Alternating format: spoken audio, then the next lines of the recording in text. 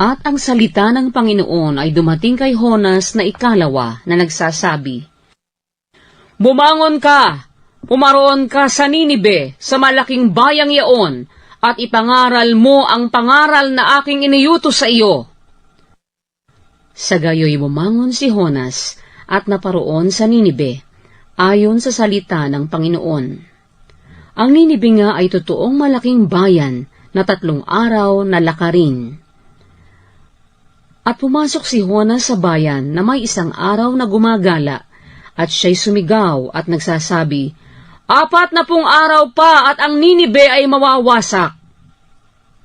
At ang bayan ng Ninibe ay sumampalataya sa Diyos, at sila'y nangaghayag ng ayuno at nangagsuot ng kayong magaspang mula sa kadaki-dakilaan sa kanila hanggang sa kaliit-liitan sa kanila.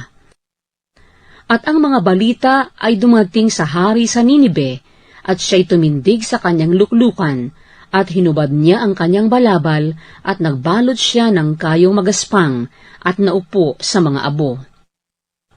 At kanyang inihayag, at itinanyag sa buong Ninibe, sa pasya ng hari, at ng kanyang mga mahal na tao na sinasabi, "Huwag lumasa maging tao ni hayop man, bakahan ni kawan man ng anumang bagay.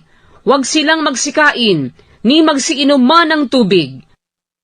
Kundi mangagbalot sila ng kayong magaspang, ang tao at gayon din ang hayop, at magsidaing silang mainam sa Diyos.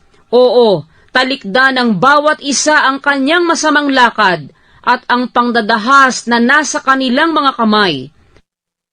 Sino ang nakaaalam kung manumbalik ang Diyos at magsisisi, at hihiwalay sa kanyang mabangis na galit upang tayo'y huwag mga matay?"